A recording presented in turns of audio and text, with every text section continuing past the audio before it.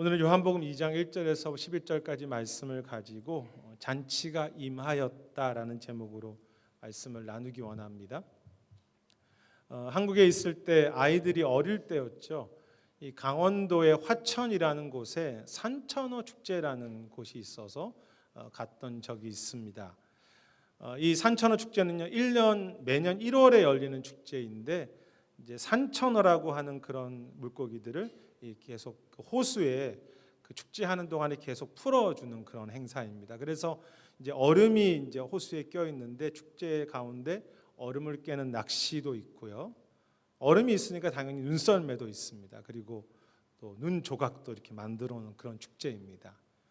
특히 먹을 것이 많았는데요. 이제 뭐 호수 주변에 다 먹을 것입니다. 낚시로 잡았던 그 산천어를 직접 구워주기도 합니다. 사실 뭐 축제라고 하면 먹는 것이 중요하죠.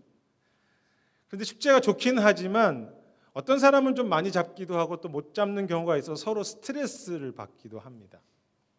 또 서울에서도 차로서 한 뭐 2-3시간 가야 됐기 때문에 집으로 돌아오는 길은 항상 피곤했습니다. 현재 한국에 약 1,000개 정도의 이러한 축제들이 있다고 합니다. 정말 많죠? 특이한 축제도 많은데요. 뭐 무슨 아가씨 선발 대회가 축제와 연결되어 있습니다. 그래서 뭐 풍기 인삼 아가씨 선발대회도 있고요. 또 특이하게 대추 아가씨 선발대회도 있습니다. 한우 아가씨 선발대회도 있더라고요. 어떻게 해야지 한우 아가씨가 되는지 모르겠지만 우리 교회도 뭐 하나 만들까요? 뭐 로뎀나무 교회, 로뎀나무 뭐 아가씨는 없을 것 같고 아저씨 선발대회나 뭐 아줌마 선발대회 정도. 미국도 마찬가지입니다. 수천 개의 축제가 있다고 합니다. 세크라멘토에도 우리가 모르는 축제가 많습니다. 이렇게 축제가 많다는 것은 그만큼 사람들이 축제 혹은 잔치를 소망한다는 것이고 그 잔치가 주는 즐거움을 기대하고 찾기 때문에 그런 축제가 많아지는 것이죠. 하지만 현실은 어떻습니까? 이런 축제가 너무 많아지면서 알맹이가 없는 축제가 되기도 해서 축제 공회라는 말이 있고요. 축제를 통해서 잠시 기쁜 것 같지만 실은 더 피곤해지고 진정한 축제를 하면서도 안식과 기쁨을 누리지 못하는 것이 현실이지요. 그리고 바로 그러한 축제와 잔치의 이야기가 오늘 본문의 주제이기도 합니다. 갈릴리 가나라는 곳에 혼인잔치가 있었고 예수님과 그의 어머니 그리고 제자들이 그 잔치에 참여했습니다. 그런데 3절에 보면 포도주가 떨어졌다고 했습니다. 보통 이스라엘의 혼인잔치는 자신들의 가족들만이 아니라 마을 전체를 초대해서 7일 정도 즐기며 그렇게 축제를 벌이는 잔치였습니다. 그리고 그 혼인잔치에 가장 필요했던 것이 바로 포도주였죠. 그래서 이 결혼식을 준비하는 가정은 포도주를 잘 준비해서 포도주를 떨어지지 않게 준비해서 그 잔치가 진정한 즐거움이 계속 유지되도록 하기를 소망했고 그것이 또 그들의 의무이기도 했습니다. 하지만 현실은 포도주가 떨어졌다는 것입니다. 그것은 잔치를 베풀지만 진정한 즐거움이 식어졌다 혹은 사라졌다는 뜻도 되고요. 당시 유대 문화로 본다면 매우 수치스러운 일이기도 했습니다. 그것이 우리의 삶의 모습일 수 있겠죠. 잔치를 소망하고 기쁨을 찾아가지만 사실 내 삶에 진정한 기쁨이 없는 것. 오염된 잔치, 힘이 없는 축제라고 할까요? 그때 예수님의 어머님은 주님께 도움을 요청하게 되고 예수님은 물로 포도주를 만드셔서 그 잔치를 기쁨으로 바꾸시는 것이 이 사건의 전체 핵심 내용이죠. 예수님은 그런데 오늘 잔치에서 물로 포도주를 만드실 때 6절에 보면 돌 항아리에 채우라고 이제 7절에 그렇게 돌 항아리를 말씀하시면 돌 항아리에 채우라고 말씀하시는데 사실 돌 항아리라는 것은 발을 씻기 위한 물을 보관하는 그런 항아리입니다. 그래서 뭐 더러운 것은 아니지만 그렇다고 해서 뭐 최상의 물은 아니겠죠. 하지만 10절에 보시면 주님이 만드신 그 포도주를 맛보는, 뭐 그것이 이제 연회를 즐기는 연회장이나 그 손님들도 마찬가지겠지만 이제서야 더 좋은 포도주를, 최상급 포도주를 만들었다고 그렇게 기뻐하게 되죠. 아무것도 아닌 것을 최상급으로 만드시는 그 주님, 마치 그 태초의 주님께서 아무것도 없는데 모든 것을 만드신 것과 같다고 할까요? 그래서 창세기 1장과 요한복음의 이 첫 번째 표적, 아무것도 아닌 것에서 물로 포도주를 만드시는 주님과 연결되는 것입니다. 잔치가 멈추고 수치가 있는 곳에 진정한 잔치와 기쁨을 창조하시는, 새롭게 만드시는 예수님이라고 말할 수 있겠죠. 그래서 11절에 보시면요, 예수님의 첫 번째 표적이라고 했습니다. 이 사인이란 뜻인데요, 그냥 미러클, 그냥 기적이란 뜻이 아닙니다. 첫 번째 표적, 마치 창세기 1장에 창조하신 것처럼 예수님의 첫 번째 표적인데요, 그만큼 중요하다는 뜻이죠.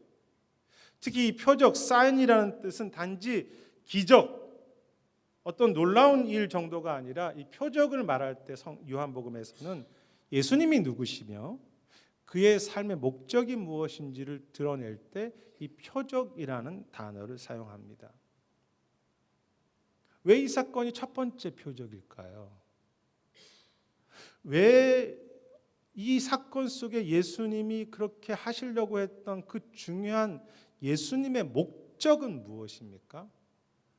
뭐 예수님께서 포도주를 만드셨으니까 포도주와 잔치를 많이 만들어 주시는 주님, 그래서 우리는 주님께, 주님 좀 포도주를 많이 만들어 주셔서 좋은 포도주를 제 창고에 좀 많이 쌓아놓고 이제는 제가 걱정하지 않고 잔치를 할 수 있도록 도와주세요, 포도주 많이 만들어 주세요라는 것이, 그렇게 기도해야 하는 것이 이 사건의 목적입니까? 그것이 주님의 뜻입니까? 내가 포도주 많이 만들어 줄게. 그것은 아니죠. 5절에 보면 이 중요한 내용인데요, 예수님의 어머니가 하인들에게 이렇게 이야기합니다. 무슨 말씀을 하듯인지 너희는 따르라. 이 장면이 왜 중요한 장면이냐 하면요, 주인이 바뀌는 장면입니다. 왜냐하면 주님께서 이렇게 무엇이라고 말씀하든 하인들이 다 따라가니까, 잔치 하인들이 이제 예수님이 잔치의 주인이 되는 장면이죠. 그러므로 이 사건은요, 포도주 때문이 아니라 주님이 그곳에 계시기 때문에 잔치가 그곳에 임하고 있음을 보여주시는 것이 주님의 목적이죠.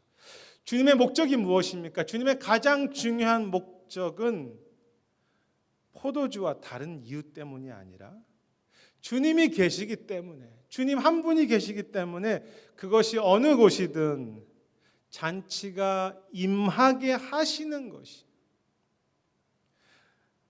주님 때문에 내 잔치가 너에게 임했어 라고 알려주시는 것이, 그리고 실제로 잔치가 임하게 하시는 것이 주님의 목적이죠. 그것이 첫 번째 표적입니다. 잔치가 임했어, 잔치가 임하였다. 여러분, 아무리 좋은 음식과 뭐 잔치에 여러 가지 프로그램이 있어도 만약에 그 모인 사람들이 서로 싸운다면 그건 잔치가 아니겠죠. 하지만 정말 좋아하는 사람, 사랑하는 사람과 함께 있으면 조금 부족해도, 조금 뭐 먹을 것이 없어도 잔치가 되는 것이죠. 그래서 여러분, 제가 가는 곳마다 다 잔치가 되는 것을 알고 계십니까? 아멘이십니까? 별로 아멘이 없으신데, 저를 다 좋아한다고 제가 믿기 때문에 제가 가면 먹을 것이 없어도 잔치가 되는 것, 예수님 때문에 잔치가 되는 것. 지붕 위의 바이올린이라고 하는 영화이자 뮤지컬이 있습니다. 이 내용은 뭐 아시겠지만 러시아 우크라이나 지방에 살던 유대인들의 이야기인데요. 특히 유대인들의 결혼식을 잘 보여주는 작품입니다. 뮤지컬로 원래 시작됐죠. 그런데 이제 그 주인공 아버지 테비에는 5딸이 있는데 그 딸들이 결혼하는 그 과정이 매우 아팠습니다.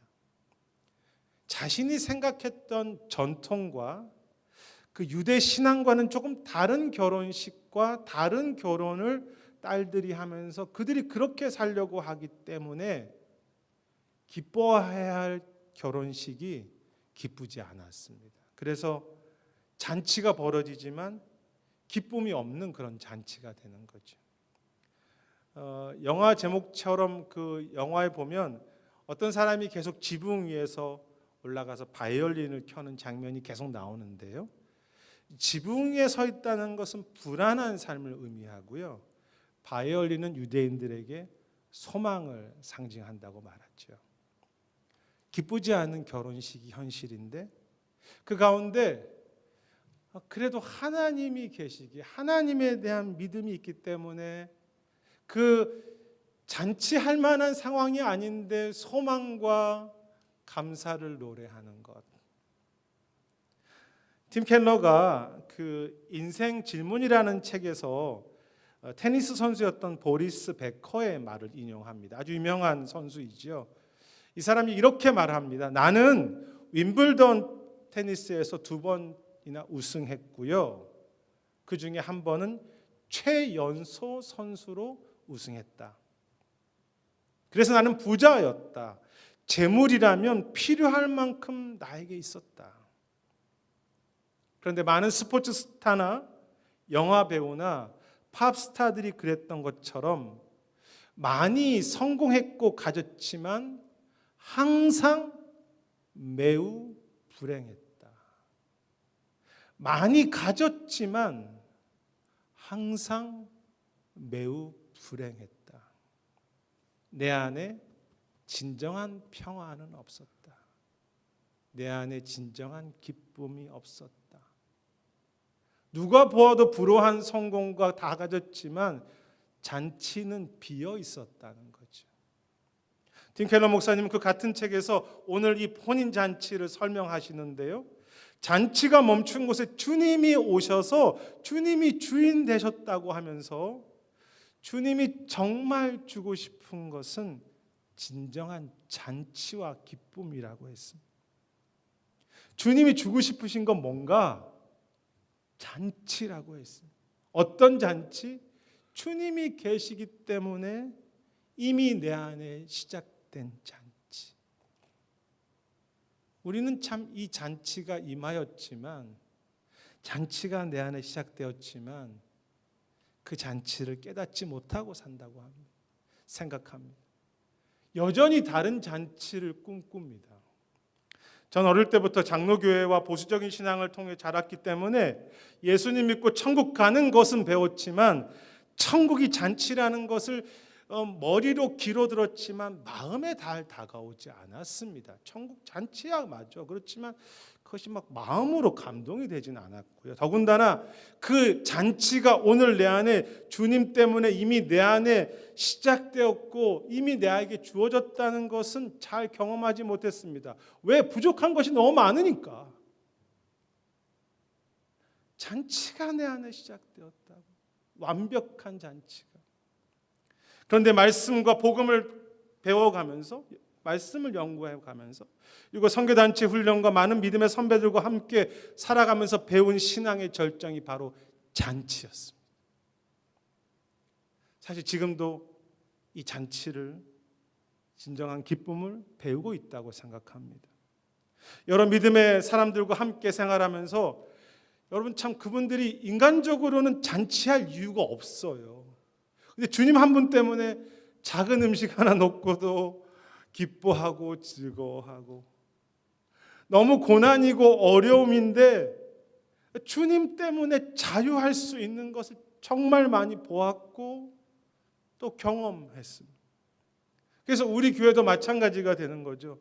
하시면 우리 교회 뭐가 있습니까? 아무것도 없지만 주님이 계시기 때문에 로뎀나무 아저씨 선발대회, 로뎀나무 아줌마 축제가 가능한 거죠. 다른 이유 하나, 예수님 때문에.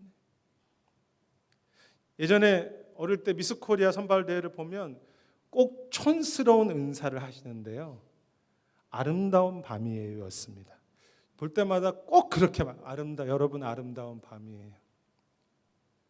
다른 것 하나 없지만, 내 인생에 다른 아무것도 없지만 예수님 한 분 때문에 정말 아름다운 삶이라고, 복된 인생이라고 그렇게 경험할 수 있는 그 잔치, 주님의 목적이 그 잔치를 알려주시고 잔치를 경험하게 하시고, 다른 것 아니라 내가 거기 포도주 때문이 아니라 내가 그곳의 주인이기 때문에 잔치가 임하였어라고 알려주시는 것이 주님의 사랑이죠. 그 잔치 잃어버리지 마. 그 잔치가 너에게 있어. 그런데 오늘 본문의 주님의 이 잔치는요, 우리가 생각하는 잔치와는 조금은 다른데요. 포도주가 떨어졌을 때 이미 살핀 것처럼 예수님의 어머니가 예수님께 도움을 구하자 예수님이 이렇게 대답하죠. 여자여, 아직 내 때가 왜 나와 무슨 상관입니까? 아직 내 때가 이르지 않았다고 그렇게 대답하지요. 조금은 무례하고 또 냉정한 것 같은 대답입니다. 나와 무슨 상관입니까? 그런데 요한복음에서 때라는 말은 예수님의 십자가와 죽음을 의미합니다. 그래서 예수님이 내 때라고 말씀하시면 십자가를 의미합니다. 그러므로 이런 대화가 됩니다. 어머니가 말합니다. 포도주가 없네요, 예수님. 그러자 예수님이 대답합니다. 아직 제가 죽을 때가 되지 않았습니다. 라고 그런 대화가 되는 것입니다. 제가 아직 죽을 때가 안 됐어요. 예수님께서 그 잔치의 포도주라는 것 속에서 자신이 흘려야 할 그 성만찬의 포도주, 그 자신이 흘려야 할 피의 포도주를 같이 생각하시는 것이죠. 특히 우리가 살핀 것처럼 예수님은 유대 정결 의식에 쓰는 돌 항아리에 물을 채우라고 하셨습니다. 신학자들이 그렇게 설명합니다. 이 항아리의 물이 이제 발을 씻기는 것, 죄 용서를 상징하기 때문에 예수님은 죄를 씻는 물을 통해서 잔치의 포도주를 만드셨다는 것입니다. 조금은 어려운 이야기인데요. 씻는 물을, 희생의 포도주를 통해서 잔치의 물을, 포도주를 만드셨다는 거죠. 앞에서 살핀 그 팀 캐너 목사님의 인생 질문이라는 책에서 팀 캐너 목사님 이 부분을 해석하면서 이렇게 설명합니다. 예수님은 포도주가 떨어진 그 잔치에서 자신의 죽음을, 자신의 십자가를 떠올리고 계셨다. 매우 특이하지 않습니까? 자유가 있고 행복한 잔치의 포도주인데 주님에게는 그 포도주가 즐거움만이 아니라 십자가에서 흘리는 보혈이었다는 것이죠. 기쁨의 포도주와 희생의 포도주가 하나가 되는 것. 열심히 희생한 다음에 나중에 기쁨의 포도주를 맛보는 것이 아니라 기쁨의 포도주와 희생의 포도주가 하나가 되는 것. 그것이 본문의 중요한 핵심이죠. 그리고요, 그 희생의 포도주는 예수님의 것만은 아니었음을 보게 됩니다. 오늘 본문에서 참된 잔치를 경험하는 사람들은요, 잔치에서 편안하게 포도주를 받아 먹는 사람들이 아니었습니다.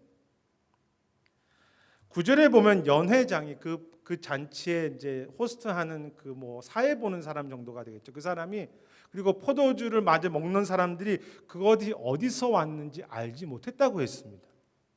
반면 그 잔치를 섬겼던 하인들은 그 의미를 알았다고 했습니다. 진정한 잔치가 주님이신데 주님을 알게 되면서 그 잔치를 누리는 거죠. 그리고 마지막 11절에도 보면 예수님의 제자들은 그를 믿고 있게 되지요. 주와 함께 하면서. 누가 진짜 잔치를 누리는 사람입니까? 누가 진정한 기쁨을 경험하는 사람입니까? 대접받고 사랑받았던 사람들이 아니라 섬기고 희생하고 피 흘리는 마리아, 예수님, 하인들, 제자들이 그 잔치를 진짜 즐기는 거죠. 잔치가 언제 깊어지고 잔치가 언제 진정한 잔치가 됩니까? 희생의 포도주가 될 때. 죽음과 헌신과 희생이 있을 때 그때 잔치가 더 깊어. 우리는 그렇게 생각하지 않잖아요. 우리는 사랑받을 때 잔치라고 생각하지만 사랑할 때, 눈물 흘리고 희생할 때 진짜 잔치를 경험하게 되는 것, 그것이 믿음의 비밀이고요.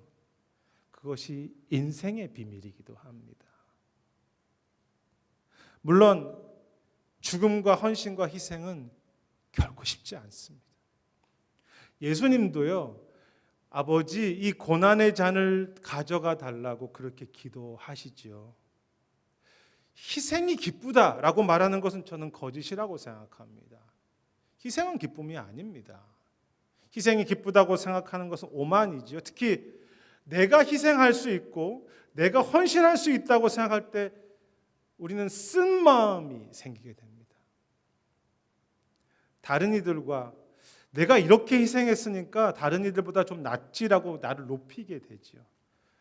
저도 이제 목회를 하다 보니까 사역 속에서 아픈 시간들이 있잖아요. 그런데 그것을 내 힘으로 감당했고 내가 희생했다고 생각하면 제 안에 원망이 생기고 교만한 마음이 생기고 피해의식이라고 할까요? 혹은 쓴 마음이 커지는 것을 너무 많이 경험합니다. 희생을 내 힘으로 하면 다 쓴 마음이 생깁니다. 그런데 내가 희생하는 것 아니잖아요. 내가 어떻게 희생합니까? 주님이 나에게 잔치를 주시기 때문에, 주님이 나를 위해서 지금도 피 흘려 주심을 내가 알기 때문에, 주님이 자신의 모든 것을 다 쏟아서 지금도 나에게 그의 보혈을 흘려 주심을 알기 때문에 제가 감히 그 주님과 함께, 주님 알고 있어요, 그렇게 주님과 한 걸음 걸어갈 때 여러분, 희생하는데 제 안에 욕심이 사라지게 되는 것을 경험합니다.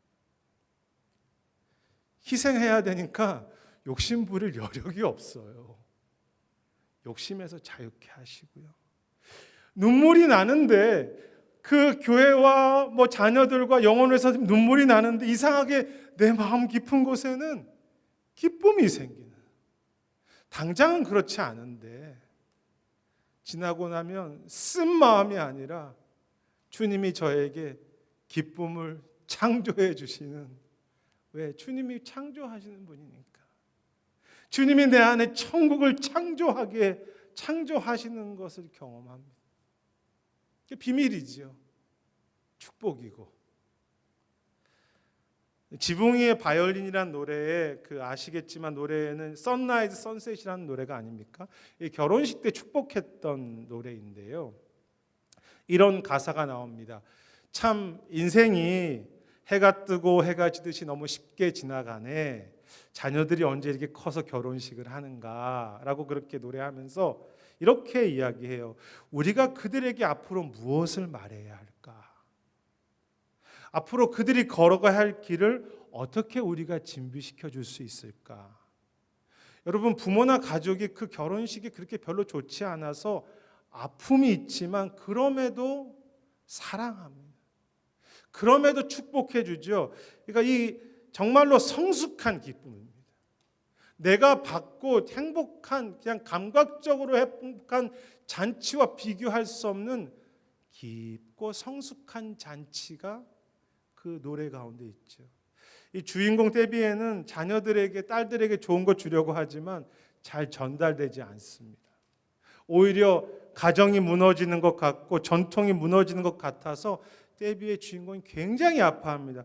희생의 포도주죠. 그런데 사랑은 더 깊어집니다.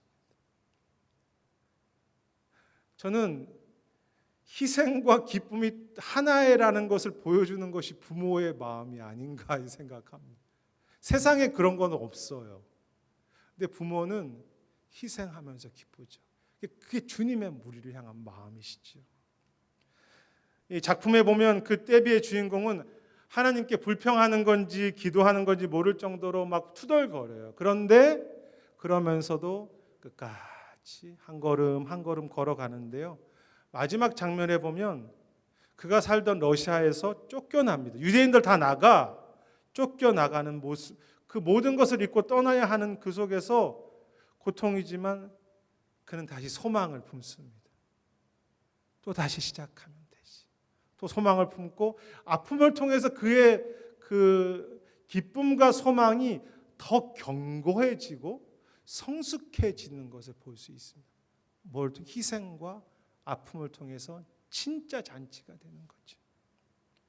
불안한 지붕 위에서 주님 한 분 때문에 소망을 노래하고 기쁨의 바이올린을 계속 키는 것, 멈추지 않는 것. 예전에 저는 여러분들과 지금 똑같지만 지금도 사랑받고 잘되고 은혜 받을 때 제가 잔치를 누린다고 생각했습니다. 공부 원하는 공부하고 또 성령의 은혜를 체험하고 성경 공부를 제가 이렇게 하면, 그리고 참 제가 부족했기 때문에 저를 위해서 기다려주시고 사랑해주신 분들이 너무 많았습니다. 그래서 그때 저는 내가 천국을 살고 있구나 생각했습니다. 하지만 이상하게요, 많이 받는데 제 마음 깊은 곳에는 잔치가 아니라 계속 무엇인가를 더 채워야 하는 것 같은 그런 갈증이 멈춘 적이 없습니다. 그래서 저의 천국은 왔다 갔다 했습니다. 받을 때 저희 천국은 이미 임한 잔치가 아니었죠. 아직도 그런 부분이 저에게 있는데요. 늘 무엇인가 천국을 더 채워야 할 것 같고 잔치를 채워야 할 것 같았습니다. 그런데 자녀들을 섬기고, 섬긴단 말이 좀 이상하지만 목회하면서 사실 아프잖아요. 부족하지만 주님과 함께, 제가 희생하는 것 아니에요. 주님과 함께 희생의 포도주의 눈물로 저를 채우려고 할 때, 희생과 섬김으로 제 삶을 이렇게 채우려고 할 때 이상해요. 힘은 드는데 제 마음 깊은 곳에 잔치는 더 견고해지는 것을 경험합니다. 이상하죠? 기적이 아닙니까? 아픈데 잔치는 깊어집니다. 물론 쉽지 않고 현실은 아픈데요. 그래서 더 기도하게 되고 내가 할 수 없음을 깨달으면서 겸손해지기 때문에 목회하면서 내가 할 수 없다는 것을 알기 때문에 주님을 더 붙잡게 되게 되고요. 그래서 주님이 제 안에 더 커지는 진짜 잔치.